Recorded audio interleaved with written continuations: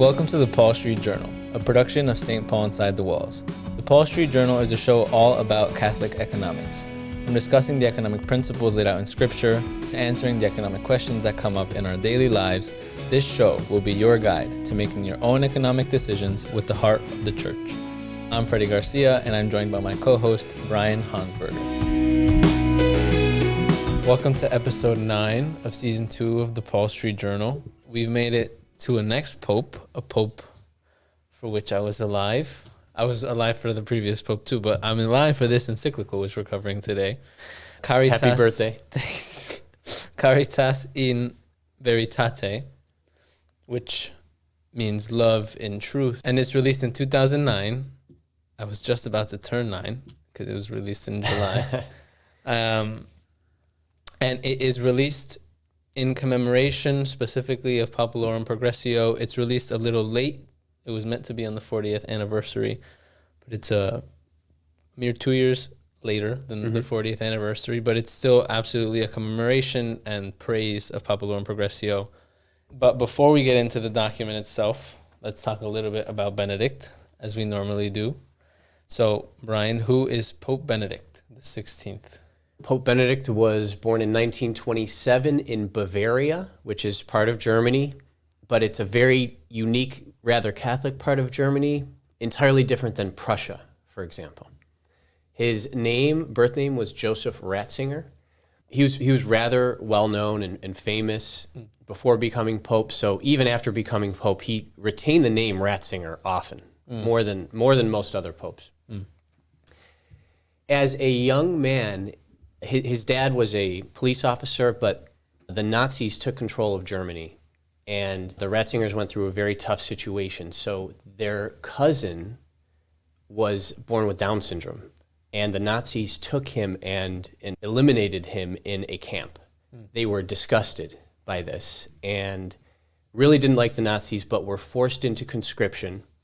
As soon as Benedict got the chance to desert the Nazis in World War II, he did, and he surrendered to the U.S. and was a POW.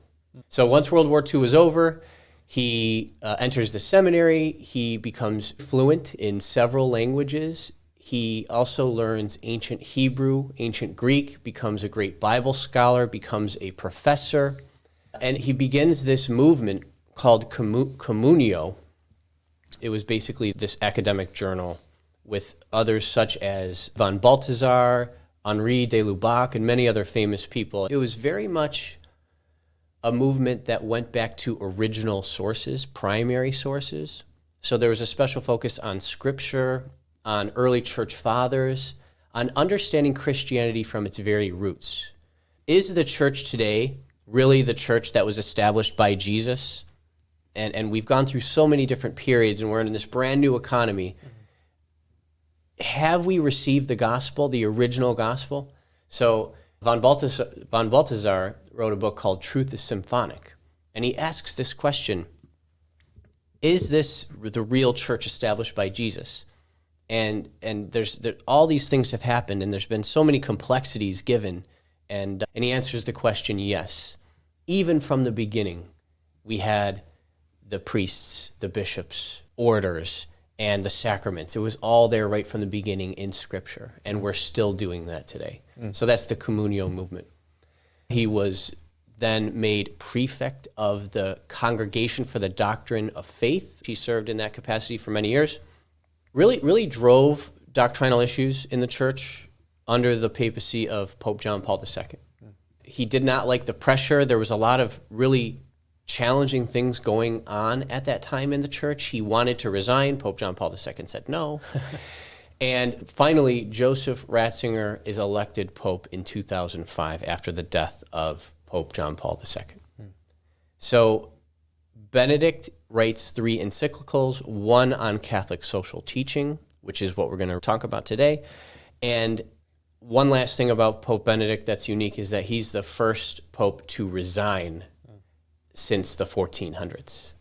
And he says that he wanted to resign because he was too old.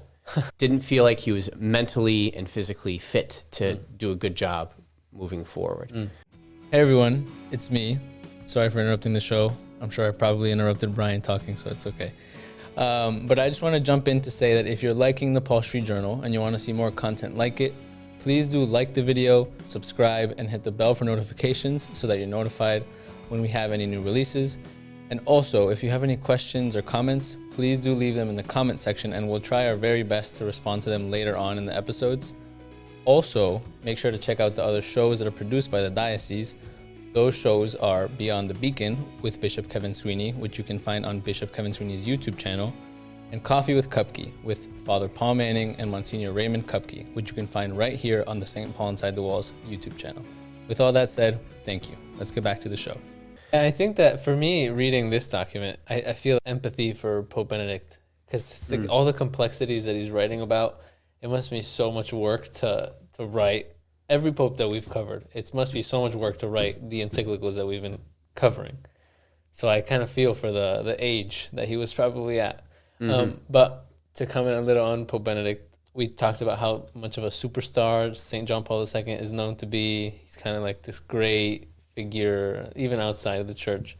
And I definitely think that there's also this idea that Benedict XVI is a superstar in his own right. It's like a brilliant scholar and theologian and incredible pope and figure that we've had for the church's intellectual tradition. So getting into this document is exciting. I'm glad he has an encyclical for us to cover. So like we said, this was released in 2009, and there's this pride of place now also given to Populorum Progressio alongside Rerum Novarum. So in this document, Pope Benedict says that Populorum Progressio is the Rerum Novarum of the new postmodern era. Right. So it almost gets its own new line in the family tree of Catholic social teaching. And now there's 3 documents in that line. Populorum Progressio, 1967. Then we get Solicitudo Rei Socialis in 1987. And here we are in 2007 with a two-year delay. We get Caritas in Veritate. And we should talk about why there was a 2-year delay really quick. Yeah. So for all kinds of reasons. But one was the 2008 economic meltdown, that financial crisis that happened in New York City but affected the whole world. So this document in part reacts to it. I think it's important to mention that Pope John Paul II, his enemy in many ways was atheism. Benedict, his enemy is relativism, which is the new thing of the early 21st century from a philosophical perspective. Everybody loves love. Everybody's talking about love in the early 21st century, and nobody's talking about truth. They're all Pontius Pilates. What is truth? You have your truth, I have my truth. Pope Benedict is saying in this document, there's no real authentic love without truth. Because if truth is ignored and love just goes on its own without truth, that love ceases to be authentic love. It's replaced with emotivism and sometimes even worse, power. Yeah, and I think he specifically applies love and truth, and specifically truth in this case to the question of the development of the person, of peoples. You know, Populorum Progressio was entirely about the development of the person and of nations of persons and like the human family. So maybe to start talking about the document itself, a lot of it is not necessarily new, as we've covered in the past. Most popes kind of reiterate and develop, but there is some new stuff from Benedict. We talked about the initial philosophical basis that he establishes in the introduction, which is the importance and the need for both charity and truth working together. Then he talks about rights and responsibilities. We said from the very beginning, when we talked about Old Testament economic principles, that's season 1, episode 2. And we called that principle freedom to discern and the connection to responsibility. So Pope Benedict makes the argument here that if you are focusing just on your rights as an individual and not focusing on your responsibilities, that's a problem. So society should maybe focus more on responsibilities than on rights, Because if you're focusing just on your rights and everybody else is just focusing on their rights, that will actually reduce your rights, because the only one who cares about your rights is you. Yeah. So it's important to focus on responsibility, because if everybody's focusing on their responsibilities, that raises not just other people's rights, but your own, because they care about you too. I really enjoyed the quote, and I made a note of it, is that rights presuppose duties or responsibilities. Like the duties come first. We have these duties, and from there, our rights are birthed. Right. So it's, at least my reading of Benedict, is not just this focus, but kind of this dependence. And I think you're right. And I think he says the same thing. I think he says that without duties, rights kind of just become license to do whatever you want. This individualistic desire to protect yourself versus anything else. And it's damaging. I read it as like the crux of the problem that he sees, that relativism, just to focus on right versus the duty we have, specifically, I think, to others. Yeah, he says that a person who's focusing too much on rights, a society that focuses too much on rights, it results in excess, in isolation, in selfishness. I like the word isolation. He talks about isolation as kind of like this deepest form of poverty, that like the human person in isolation is at their lowest point, like detached from others, detached from God. And that person maybe still being just concerned about themselves. They almost like they get themselves there by focusing only on their rights and themselves. And this isolation thing in regard to what he talks about later as the human family, I think is so stark. And I love the image that he makes about the human family versus, the poverty of isolation. But we'll get to that. I just want to point out that word, I think, will make its way back. Sure. So another thing that he talks about is 3 different types of relationships that most people take part in a society. So the first is the marketplace interactions, which tend to be a little bit contractual, like a give and take. So I make a product and I sell it in exchange for money, and then that's a good thing. That's normal. There's then the political relationship, which is marked by obligation. So a government taxes you, and then you have to pay that tax. That government is hopefully going to do something good with that money that you owe them, build a bridge, build a hospital, whatever. And then finally, there's charitable interactions and relationships. That's giving without the expectation of receiving in return. So a healthy society, Benedict claims, is one where all of those things are happening. And the society, to be healthy, it depends on the people of that society to be practicing charity often. Because the market, as we mentioned with Pope John Paul II in the last encyclical, the market forces themselves will not fix every human problem. There's going to need to be forces outside of the market that do that. That's where charity comes in. There's going to be things that governments cannot solve. There's certain problems governments just can't do it. That's where charity comes in. So he's saying that it's a combination of these 3 types of relationships that makes a healthy society. So especially if you're a dad. Now, there's going to be some unique individuals like Franciscans who don't engage in market transactions, let's say. But for the majority of people out there like you and me, dads, I'm not a dad yet. Well, yeah, we're doing all 3 of these things. Yeah, I love the flow from John Paul II's idea that the market and the state can't possibly cater to every need. It's he's basically calling it impossible, because we need charity and love expressed through a variety of different things to cater to every need. So we have, let's say, like non-profit or not-for-profit organizations which are dedicated to serving, to pursuing some sort of loving end. But then we also just have individuals who, out of love and charity, aim to help. And it's completely detached from profit-seeking or from the government. But I think that there is whatever mechanism or way that sphere, this third charitable relationship, whatever way it's kind of ordered or pursued, it's all motivated by charity, by self-gift, by doing so not out of obligation and not out of the desire to have something in return, but just out of the idea that you're giving lovingly.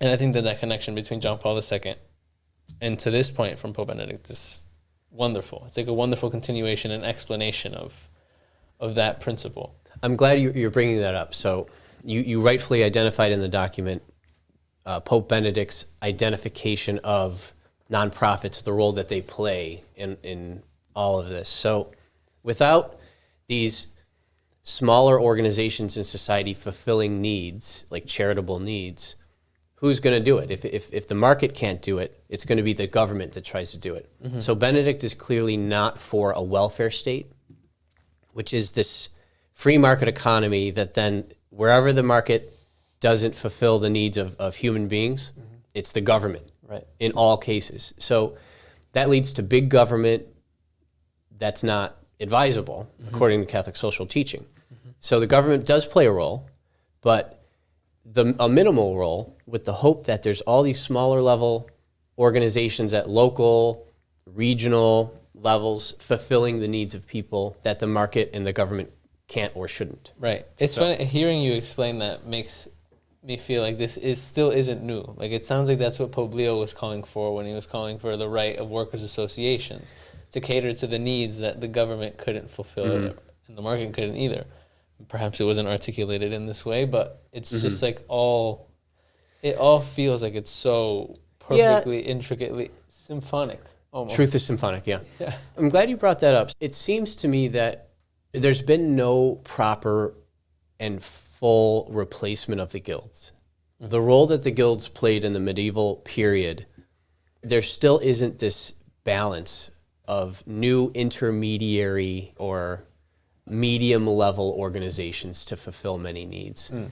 But in this document, Pope Benedict is recognizing this rise in the number and sometimes in the quality of these nonprofits. Mm-hmm. So there's so many examples today. We know of many nonprofits, wealthy people in this area. We live in a gala territory where there's galas going on all spring. We have our own, right? Mm-hmm. But all of these different nonprofits are popping up to serve needs. I have this friend who is a part of young adult ministry here at St. Paul Inside the Walls, who started occupational therapy nonprofit in Uganda. Wow. I have another friend who goes throughout the world, raises money in the United States, but then finds patients who need new hearts and gets them a new heart with a transplant because they're in a place where that's not possible.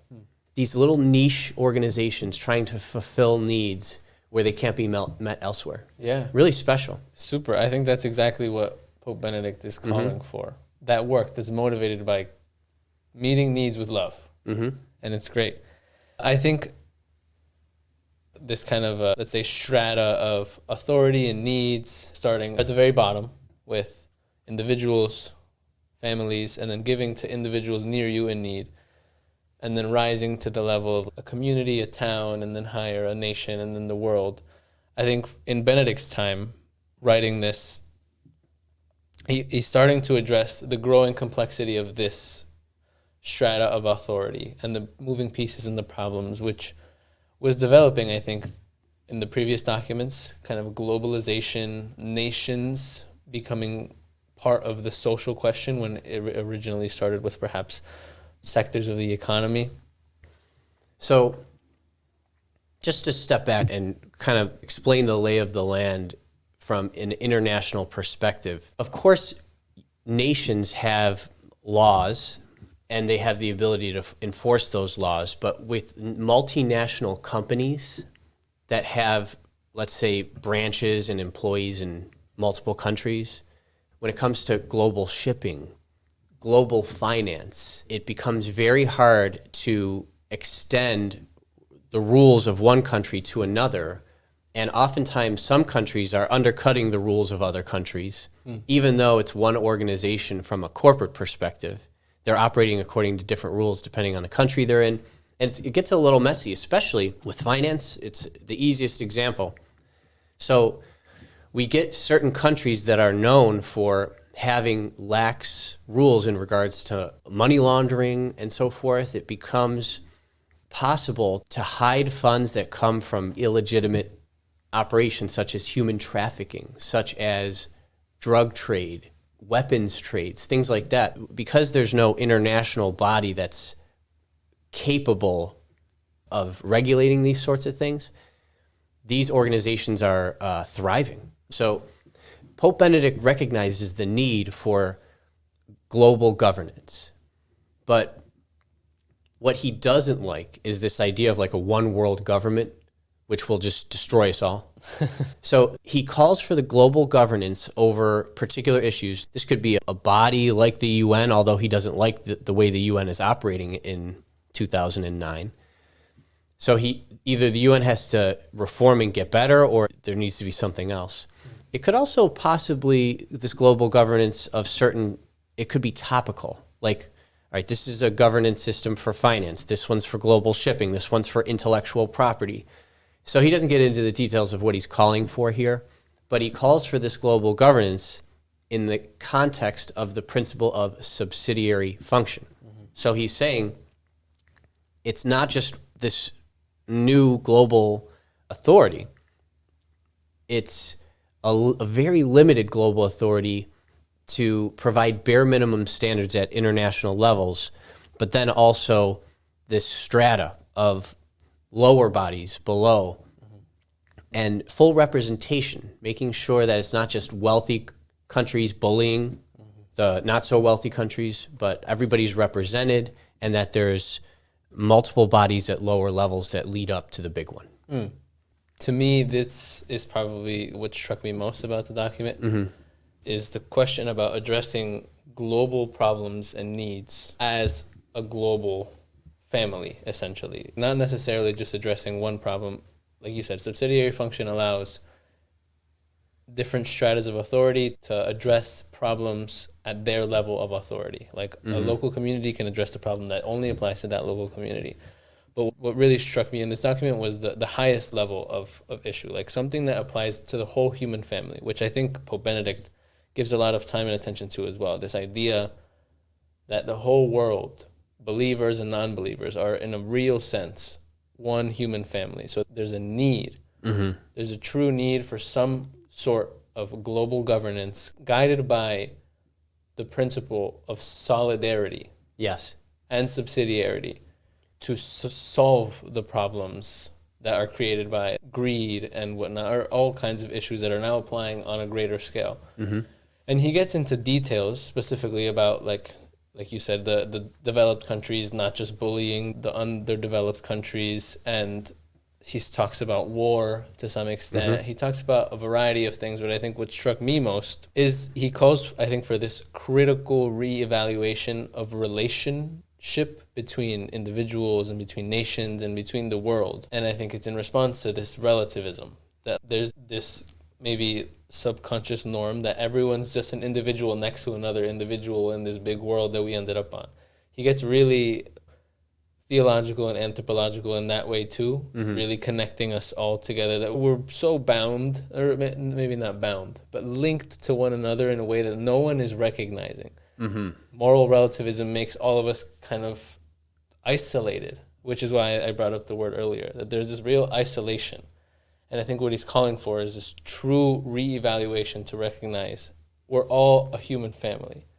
So in order to solve the problems that apply to all of this human family, we need to create this structure or these entities that will really address the problems affecting our whole human family, guided by specifically subsidiarity and solidarity. Yes. And that for me towards the end became so clear. I think his 5th or 6th chapter might be the one about the human family. And I think that's where everything starts to become clear in the document, what he means to say and what he's really calling for. And that structure takes care of all kinds of issues. Like we have some environmental issues as well, yes, that Pope Benedict starts getting into, some related to excess and consumerism, and then others also related to war. And I like the point about responsibility being kind of prior to rights. Granted, where the world is, that some nations are more developed than others, some people are better off than others, there's a real responsibility for those to, in a sense, take the lead, but guided by loving truth, by truth and love, to help the underdeveloped family nations, essentially. And I think that that's made concrete, I think, so many of the previous principles that we've covered, at least in my mind. I think that Benedict got a little bit of flack for calling for a global government with teeth, with the ability to hold people accountable, because people should be concerned with a global government that replaces the other smaller nations and so forth. People should be afraid of that. But we have to be careful that we don't allow some giant corporation to just do that. Maybe the greatest threat today is like a technocracy, these giant tech companies doing something like that. And what Pope Benedict is calling for is not a big world government. He even has that fear himself. He calls it a leviathan, right? Like that big dragon. And he says it'll be the principle of subsidiarity that limits the power of that global operation. So to me, in my reading of Catholic social teaching documents and in the world's response, I think the world has taken on so many principles of Catholic social teaching over time, has heeded much of the advice. The principle that the world has ignored the most in Catholic social teaching is subsidiarity. It's always just something big. It's always something big, whether that's a company or a government or whatever. The principle of subsidiarity seems to be the one that's most difficult for the world to accept. Yeah, I hear. I think, and that's where you feel like the gap of something like the guild system. You know, something that's close to the ground that can address something that's not huge. Yes, we're in a crisis in culture of middle management. I don't think that most leaders understand how to use middle managers, and too often there are many, many people just reporting to one person, and what's the result of that? A lack of accountability. Yeah, I hear you, absolutely. So this document, like I mentioned, really enriched, I think, my understanding of this big picture human family and the principle of subsidiarity and solidarity, holding that human family together. I've asked this question throughout some of our podcast episodes, but how do we apply something like this now so that the beauty of this document isn't like a pie in the sky? What's kind of a call to action for maybe us, our listeners? It's a good question. To me, when I read this, I felt motivated to identify an area in which there's a need for charity and to fill that need. So I've always had this dream to encounter a homeless person on the street and to say, I have a house for you. Despite all the shelters around here, and there's all sorts of economic problems around here, even though we live in a wealthy area, there's still homelessness problem, and it's my dream to one day be able to solve that problem. So when Pope Benedict is talking about the different types of relationships, the marketplace give and take, contractual type of relationship, there's the government obedience sort of transaction, but then there's just this charity, giving without receiving. Basically what Benedict is saying is that society is going to thrive only with people who are driven to this sort of charity. Yeah, I like that answer. I mean, I think that's what's highlighted by Benedict here, that sphere of our lives, of the world, of the economy, giving without the intention of receiving. And maybe that's like the call to action from reading Benedict. It gives it some teeth, like he's asking for. He wants this movement of love to be practical and real, not just pie in the sky, which is, why I asked the question. But I think that's useful. I mean, it's kind of poses the question to me, like, what need do I have the capacity to in some way address?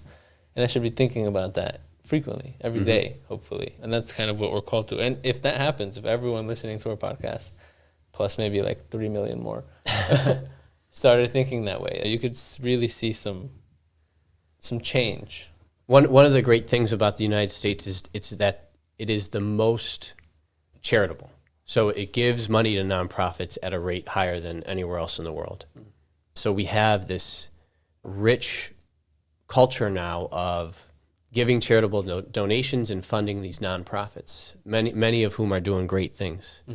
I already mentioned Imprint Hope, which is that Ugandan operation where they're finding kids who need occupational therapy because they have physical disabilities, and they're being trained into becoming members of society with rights and dignity. Beautiful. And then the other organization I mentioned was Hearts of Joy, where they're identifying kids who need a heart transplant, and they're making the connection and paying for the transplant. Really special. Yeah, that is super special. I love that. And I think we're toward the end of the document. So it's worth recalling, I think, the name of the document, or the idea behind it, that this is all for a purpose of love in truth. We're not doing it just because we think it's good to give. We're doing it because it's the true relationship we should have. That is relationship, to be self-giving, to give to he who deserves or needs it. So I think that does it for Caritas in Veritate. Next episode we'll be covering Pope Francis. It'll be maybe several documents. Okay, so that does it for this episode. Thank you for walking through Caritas in Veritate with me, Brian. Thank you. Thanks, Joe, as always, and thank you all for listening to the Paul Street Journal. See you next time.